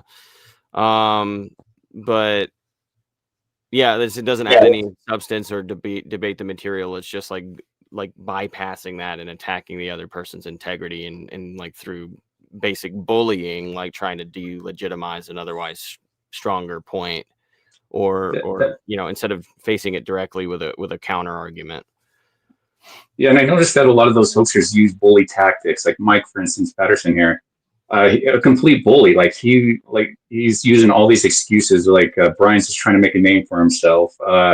He's using AI images and all this stupid stuff. And I don't know. I don't know. I think it's really going to start weighing on him more, because I think a lot more people are not going to support it as much going forward. Like some of his true supporters, maybe. I don't know. But yeah, I noticed that though that people like that like to bully, and he's seeing those messages right there. I mean, that says a lot right there. I mean, that shows you who he is. He's not somebody that is in contact with a spiritual Sasquatch being that's so enlightened that he's so much further ahead. Because I saw the messages did you even play your message? Did you play your messages? Yeah. Well, yes. I showed it. Yeah. So that there goes to show you how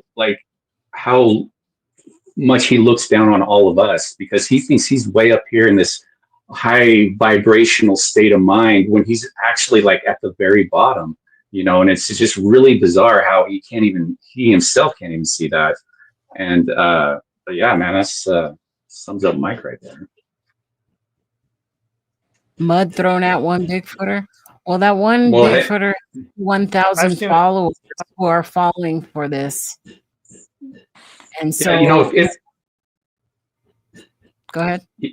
Yeah, if people put out stupid information, fake hoax stuff, we have every right to throw mud, eggs, everything at them because it's stupid. Unless they're, you can tell that it's like something that's really personal and that's, needing for them, that they need it for themselves. That is fine. But yeah, people like Mike, we should definitely throw mud at him, among other things. It's a dead on. It's the mask. It's the mask. Yeah, if you're just getting into this subject, that's all you need to see. You don't need to go learn all about the truth prevails, about how Dwayne came out and all that stuff. You don't need to learn any of that. You just go look at this. Proven hoaxer right here. We're at delusion right now. See all the juicy little nidbits. Go check this channel out. And boy, he saved every comment from 5 and 6 years ago. He collected whoever this is. We're not quite sure who it is behind the truth prevails. I have my suspicions, but Kit Moral, yeah. Guys. What? You think it's Kip? No, throwing names out there. Started. That would be so cool. Now that's going to be a bit with him. He's going to be intentionally vague. Like, I don't know, maybe it could be me. It could be me, Tate. I can see it. Yeah. But yeah, good job to you, Nikki, for putting the show on and having, the courage to have these discussions. Yeah, it's good Yeah, to I mean have that them. one right there is. That was my favorite. That's What my the heck, favorite. Yeah. Who falls for that, you know? And then when it came out really fast. That Daryl came out really right away. Just gonna leave this here. Here's a screen capture from Mr. P video from the Sasquatch Eye, and here's the source from inside the cottage. Like I'm just trying to like frame that around the head of a primate, and it just doesn't. There's just like an immediate, like I'm trying to like Yeah. imagine like, and it just doesn't click. It doesn't, like I can't even imagine a Bigfoot with like giant dead fish eyes like that. Yeah. Oh, but And also Mike knows. how Mike's in touch. Neff and the family go and write notes to him. They go into the cottage, and then they scribble some stuff, and then every day he had a new note from them. Just a bunch of scribbles on there. So crazy. I just think like fully committing to creative writing and like posting that on like Reddit and or just anywhere, like like get the story. He's clearly get some creative ideas, but quick advertising it as nonfiction. Well, dude, now with Like chat, just accept it as like good fiction, and like there's money in that. People love His a story. story. His identity revolves around Sasquatch Ontario, so he can't get rid of Sasquatch Ontario because they're one and the two. It's an ego thing for him. There's no way. He's such a narcissist that he can't ever admit that he was wrong. He will go down as Sasquatch Ontario, the most enlightened person in the world, to his dying day. He's that much of a narcissist, and that's just what they do.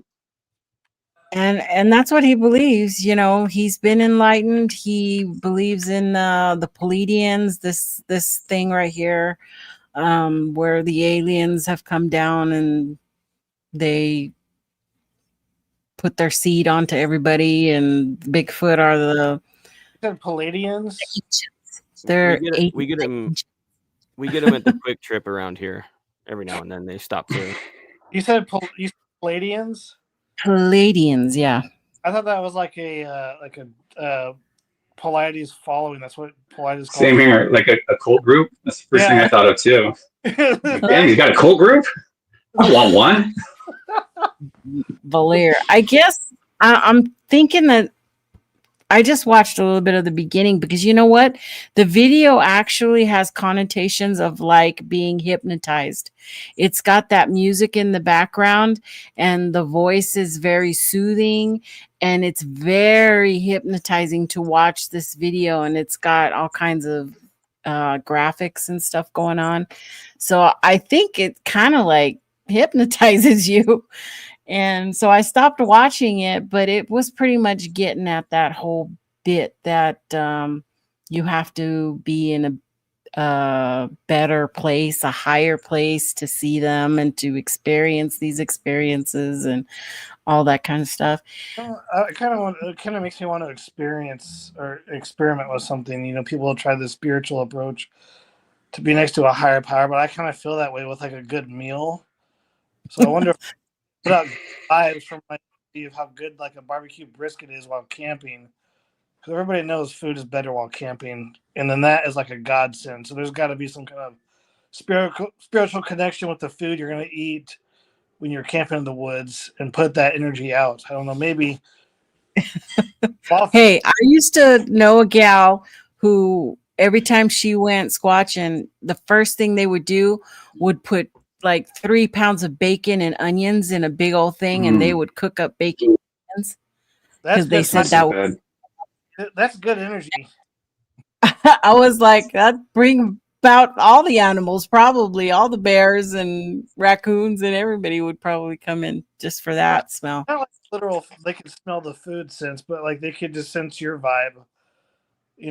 How happy you are about to eat a good meal. Except for Brent. Brent needs to learn how to keep his food cold, so he doesn't out there. I also got kidney stones too. I passed a kidney stone when I was out at Pumpkin Lake. Like literally, it was like the most terrifying experience I've ever had in my life, pretty much. Like, because not had luck. I am sorry, buddy. You have had a couple of months. Yeah, yeah, for real. I was like, dang, karma. Dang. But yes. So yeah, so it was like a bunch of us were at this new camp, which they named after me, Stone Camp, because I guess you know, the whole kidney stone. But it was like a terrifying experience because I knew it was coming. I felt it, you know, like you could feel it. I've had them enough to really know.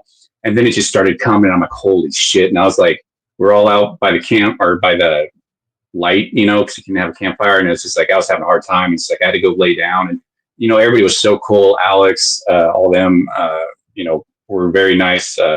Jonathan and Renee and all them were very nice with like bringing water and always like checking, like, hey, are you guys okay? Are you okay? And stuff. And they already had a plan to like help medevac me out because literally it was probably like 4 hours to a hospital. And if you've ever had kidney stones and on like a bumpy road, that's like the worst experience. I was thinking in my head, can they get like life flight out here, like a helicopter land in this like meadow or something? It was like the worst experience. It was fun at Bumping Lake though, you know, but that sucked. It would have been better if I was there because I would have been. Everyone's trying to get you sober. I would be like, "Hey, you want a beer with me?" Yeah, yeah, something. Yeah, it's yeah, it's quite the experience though. But yeah, back to what you're talking about, Tate. Yeah, the funnest part of the whole Bluff Creek thing was me, you, and Thomas were there at that rock thing there, and we are just pushing rocks over. Man, that was like the best experience ever. That was like just so much fun, just watching them tumble down. It's just wow. It's like my new thing. Like I watch rock videos now, like people pushing rocks over. I don't know. It's scary because you don't know if there's people down there. But I mean, we were the last ones. Yeah, and there was no trail there or anything. We're just waiting for like a huge rock that we threw down to like somebody, and they're like, "Oh my god, my leg!" Or like we hit Thomas because we forgot him down there. Whoops.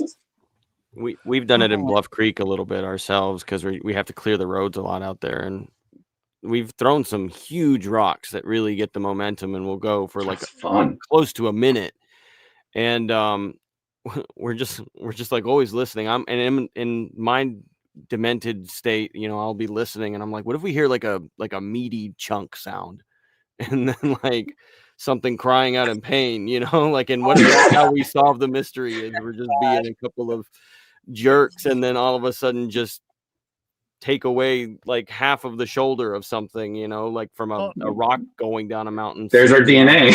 Here's what I'll say. I'll build us up. Gonna go down and get it. I'll build us up and not jerks. Leave out the part of us having fun about throwing rocks. I'll be like, yeah, there was a rock slide when we were driving through, and we got out to watch and record it, and we heard a chunk sound.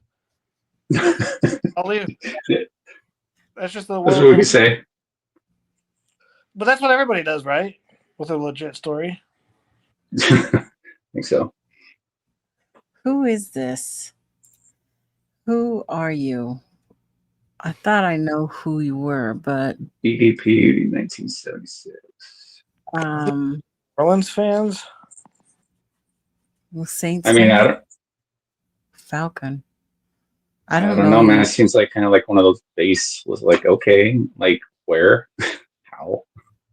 I don't hardly even go out. Maybe he's confusing. Yeah, maybe he's confusing. Yeah, maybe he's confusing you with someone else or something. I don't know. I think he's trying to disrupt. Is he trying to be a troll but not very good at it? Yeah, those are the worst. You made me confused. Yeah, Brent one time farted into a footprint that we found and it ruined it. You said you were never going to tell anybody that. Oh no, I made that up, guys. How come they've never found a skeleton of a Bigfoot? That's because the forest floor immediately consumes anything that dies. I'll say this. In Northern California, there's so many people that go missing because of either just stupidity or because of cartel-related activities. And generally, they never will find the bodies, or people who go missing, they never find them anyway. Because, forest decomposition happens pretty rapid. And even if it's not immediate, like even if like there's articles of clothing or particularly dense bones, there's also like cover, lots of duff, pine needles that fall in coniferous forests and like deciduous forests. You got the leaves, and that will completely cover something. And if it's off a beaten path and it's not obvious, or people choose not to investigate a rotting smell in the woods, then a lot of these animal carcasses, and potentially even Bigfoot included, like they're just never going to be seen, and they're never going to be discovered. And so even if it's not gone in a week from a particularly acidic or decomposing, like rich environment, still like the force will kind of cover it up so that it can decompose in a longer period of time. So I mean, if anybody wants to know more about decomposition, look up just a time lapse of a dead deer in the forest and see how fast it gets eaten away. Yeah. And I think it's only in the matter of a week or so that it I think happens. it's a week. Yeah. That- and yeah, some that cases on the weather. that I experienced that on my family property in Tennessee. There was a deer that got caught on a barbed wire fence, and I don't know if it had a heart attack and panicked, but it was just draped over the fence. And by the end of 6 days, or right at that 1 week mark, it was just a grease stain. Like, and I would go up and check on it, and like 2-3 Yeah. days in, like there were the vultures, and there weren't any bones. It was just grease and like a little, like the hair that wasn't consumed. Wow. Yeah. I never saw as much forest, the leftovers, like in British Columbia when we were walking around out there. You couldn't get off the trail without sinking. It was just so thick, the forest floor. So I totally believe in that. That's for sure. Isn't there a Bigfoot related story, Brent, you told? I don't know if you can tell it. That search and rescue thing that you're telling us about, it was also Bigfoot related? Oh, well, I don't know if it's Bigfoot related. Are you talking about that missing lady, Lindsay Ballman? Yeah, dude. I remember you telling me that Yeah. story. Oh. Yeah, I can't say it's Bigfoot or anything, but yeah, it's a lady who went missing, and man, it's a hike it's called Lake Blevin, and it's just a pretty easy hike, pretty much, because it's an old logging road. It only has two precarious creek crossings that, yeah, if you're not solid, you could probably go over, but search and rescue put 3,000 hours in it with everybody combined, and she's like gone. And so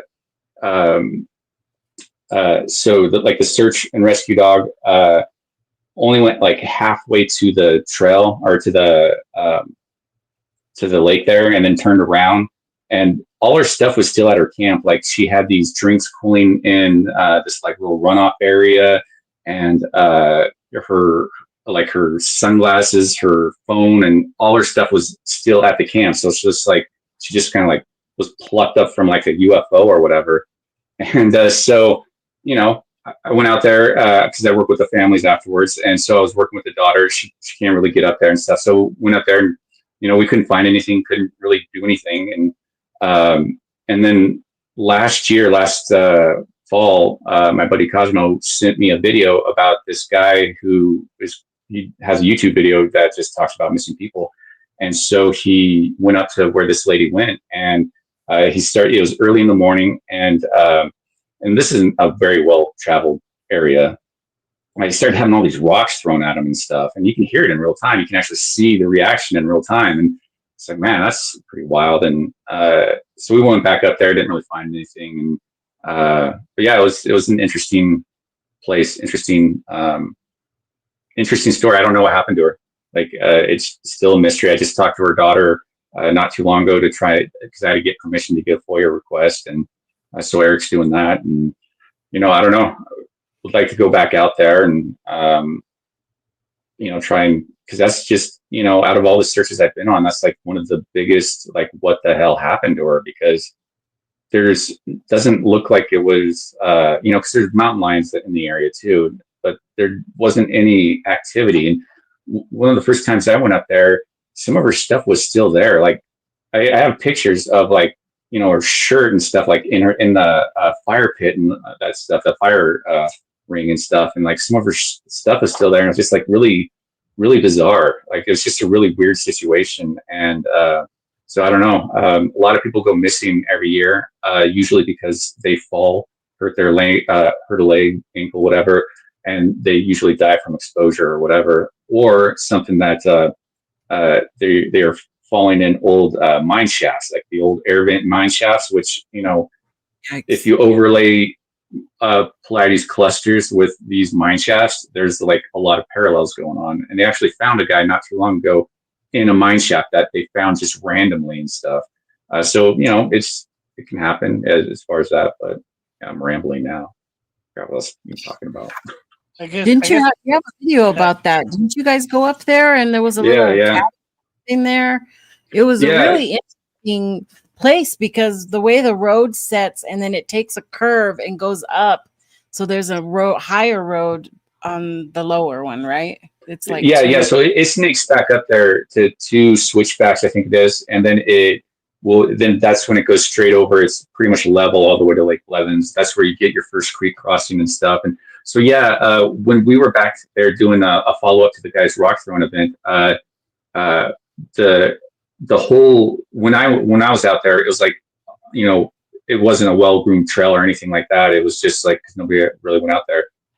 But literally like 3 or 4 months after that woman went missing, this guy bought like 160 acres of this whole hillside, right?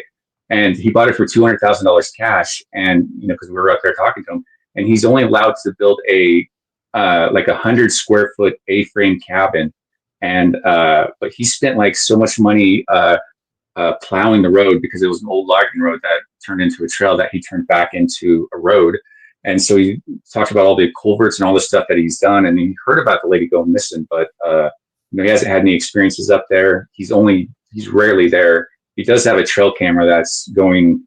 I don't know if it's a satellite. I don't think it is satellite, but so he has a trail cam going out there. But I wish I would have got his phone number. But he gave us permission to go camp on his property and stuff because he pretty much owns half of this part of this mountain now, which is, I mean, there's really no, like, the guy must be rich because it's like, man, there's just no value there. It's like, it sucks to get to. And you got this small little cabin and it's literally your cabin's at this trailhead. And it kind of sucks. But anyway, so it was an interesting experience. I think if you look on my channel from like November, October, somewhere around there is when I have it, which has that dude's video of the rock throwing thing is linked in that video. So if anybody wants to check it out, I mean, that's one of the craziest missing persons that I've come across around here that I've personally been on and stuff. And I don't know, I'm just fascinated. I was talking to